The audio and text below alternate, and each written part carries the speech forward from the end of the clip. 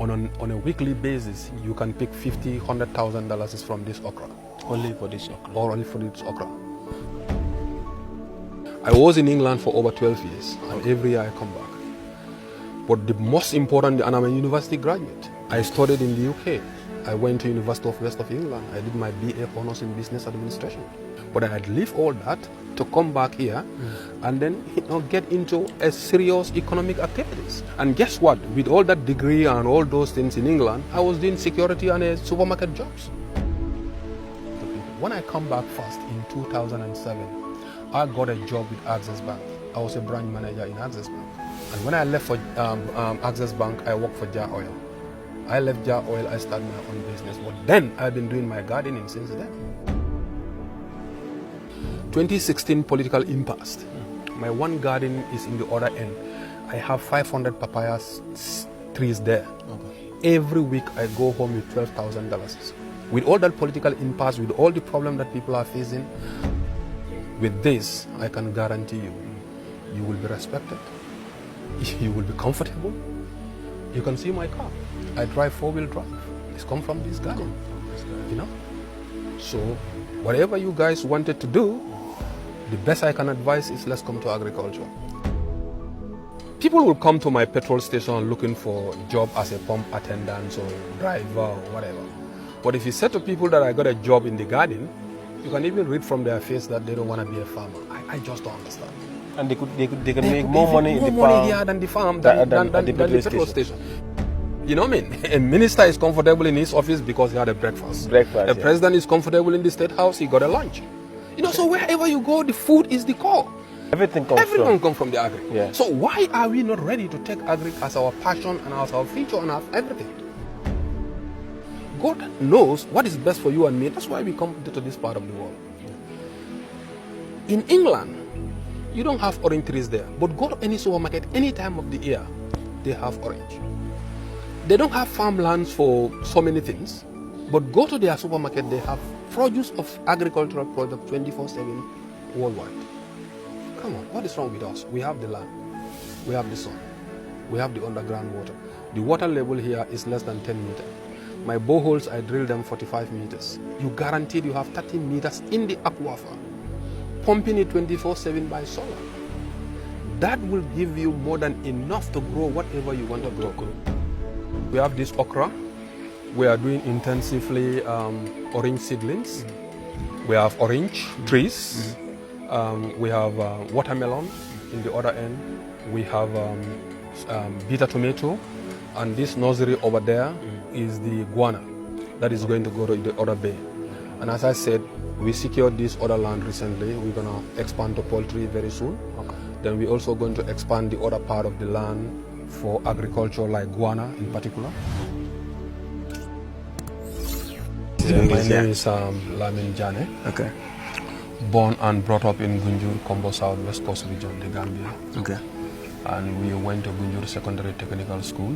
So we moved on to St. Augustine's High School, where I did my GCE O-level.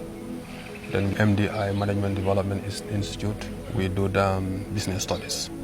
Okay. So, but for this particular business, after secondary school in 92, 94, eventually Kudera Kada Bangkok and Doku Soto become problem. So I was living in Sukuta, scouting for a job. My first job was unqualified teacher. I was teaching at Sukuta middle school then. Yeah. In the community to young in Gunjur, we have a project called Gunjur Malbolo Ring, which now turned to Taro, that's Trust Agency for Rural Development. Okay. Then all Natanta Dokuola from unqualified teachers of $381 per month. Then I was lucky to get a job for $800 a month. My elder daughter was around 2 years at that time. Okay. With $800, I feel in the future, before she got to high school or college or whatever, $800 will not pay the salary. So I said, let me do gardening. Thank you for watching our videos. As you can see, since the beginning of this video, there is no drone shots for this particular farm that we are visiting today because we don't have a drone. So we are asking for your help for us to buy some equipments for this particular channel. So we created a GoFundMe account and the link is in the description of this video, and also put it in the comment section so that you'll be able to donate to us, so that we'll be able to buy some equipments like a drone and some other equipment that we need to provide you with more interesting videos on this platform. Any amount that you donate will be very helpful for us. The link is in the description of this video. I planted 125 mango trees then here Which in year was it? 1996. 96. So Yes. which means you started this place in 96? In 1996. Okay. So then we were doing mango grafting here and there. So the same year in 1996, I was privileged to travel to England. And then since then, I've been traveling front and back. Up to 2009, I stopped traveling. Okay. So from 2009, I intensified this garden. Then I started my own business. I have a oil business that I'm doing, but then I've been continuing doing this garden as well. This is my passion. This is what I love to do, actually. Okay. So since then, because the market for mango goes down, when mango get ripped, everything comes on at the same time. At the same time. So the market is very small. So we decided to say, you know what, let's discontinue mangoes, and then we call into the orange. Oranges, yeah. Then we start with this. But so far, from the beginning to date, we have over 3,000 orange trees across all our gardens. Right now. Which is one of them. Yeah, this is the biggest one, and the second one at the back is the biggest one. Okay. So then we also think of doing vegetable gardening, because we've been seeing a lot of vegetable activities, and then Gambia here, women mainly do vegetables. Vegetable, yeah. So we feel like, look, there's a lot of money, because I realized that last year when I finished the other fence in there, I divided to the women. One woman will go with 20, 30, 40,000 with a very small size. Yeah. So we think when we do a bigger size than this, we can do far better than them. So we then now change to do a simple technology with a drip irrigation system to do this okra farm. As you can see, this is all okra. Yeah. You know, this is all okra, and obviously they are doing good. The other side there, we are doing watermelon, and the other side there, we are doing bitter tomato. And then right now we have a nursery which is coming up for guana, or hot pepper, that's guana. Yeah. We're gonna do it in the other bay. So obviously, this is briefly how we are into agriculture of this level. Okay.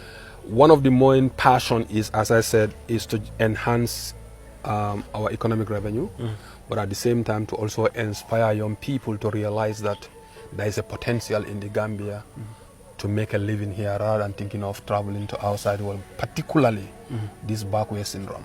Okay. There is an opportunity here that we can do smart farming, smart agriculture, that can earn you decent money, more than a permanent secretary's salary. I can assure you that, because this bay, on a weekly basis, you can pick $50,000, $100,000 is from this okra. Only for this okra? Or only for this okra. There is no permanent secretary who is earning 100,000 in a week. So there is an opportunity here. The most important thing is the agri department should be aware of our existence. We need support, we need help, we need to sell our concepts and our idea to people that yes, it's possible here. Because the most important resources in this country is the sunshine, this fertile land, the atmosphere, underground water. If you can marry those four things together, you get a wealth. And this is, you can manifest it, you can see it for yourself. Yeah. 2016 political impasse. My one garden is in the other end. I have 500 papaya trees there. Okay. Every week I go home with $12,000. With all that political impasse, with all the problem that people are facing, I harvest it myself, take it to the Sandika in Serekunda. I have my 12,000 in my pocket. Every week? Every week. So 12 by 4, 48,000. 48,000. Yeah. So all the political impasse, the problem people are having, I have enough money in my house, I have enough food in my house. I don't even think of running, because I know I have sources.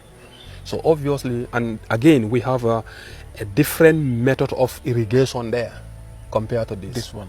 I have in between all the orange there, I have a line that irrigate them. But then in between each orange trees like this, we have a line for a papaya, which also is being irrigated. It's a matter of opening the tap, yeah. And then that's it. Okay. So we can definitely improve on such kind of things to encourage young Gambian boys and girls to realize that there is a potential in this country, there is an opportunity in this country. I was in England for over 12 years, and every year I come back. But the most important, and I'm a university graduate, Okay. You studied here or in the I UK? studied in the UK. I went to University of West of England. I did my BA Honours in Business Administration. But then, I was having a good job in England. My Babukar's younger brother is born in England and still is in there. He wanted to do aerospace and engineering. But I had left all that to come back here and then get into a serious economic activities, which I believe that it can inspire young people. And guess what? With all that degree and all those things in England, I was doing security and supermarket jobs. But here I'm a boss of my own. Okay. I'm doing things on my own. I'm happy I'm here. I can close anytime I want to close. I can go home anytime I want to go home. And then right now, my other side of the business, which is oil and gas, I have over 58 employees in the site. And on that business? In that business. Here we got a young people, more than 8 people that are benefiting here. Not talking of indirect employment for women that we share our garden to them, that they are doing whatever they want to do. Whatever money they have, it's for them. All what I care is care my trees, full stop, period. But whatever income you have, we don't have a problem in that. So these are the things that we want young Gambians to understand that. Young Gambians to realize that the way forward is agriculture. The way forward is to forget about whatever government is going to advertise on the paper. Let's come back to the land. With this, I can guarantee you, you will be respected. You will be comfortable. You can see my car. I drive 4-wheel drive. It's come from this garden. So whatever you guys wanted to do, the best I can advise is let's come to agriculture. And if government can establish a system whereby they can reach out to us, I don't mind become a mentor. I don't mind my garden becomes a platform where young people can come and learn. I don't mind students from Gambia College or wherever they can come in and then come and learn what we are doing. And if government want to bring in projects that can also enhance us to go to the next level, we are welcome. We're welcome to see wherever we can collaborate to make sure that we have a better thing for our future generations. After studying in the UK for all of those years, you decided to come back home to do agriculture. What really inspired that journey for you? Look, to be honest with you, I'm gonna speak truth, nothing but the truth. The fact that in Europe we have every opportunity there to live on. We are not being bullied or whatever. But then home is home. There is no place like home. And I have this belief that the way Europe developed is the Europeans who comes together with seriousness and dignity to develop their country. Particularly, I was living in the countryside. I was living in Bristol, but I work in a place called Devizes, outskirts of Devizes, which is a farming community. And I can see the real farming people, what they are able to do in England. And I question myself, the people that we see as a tourist in this country don't have time to rest in their home. The only time they have to rest is the time when they come on holiday. So we are misinformed by seeing white people lying down in the beach. We think they don't work. They work. Agriculture is the backbone of any European nations. You like it or not. We who live in the city, we are even less privileged to see those realities. If you live outside the cities, that you see the reality of Europe.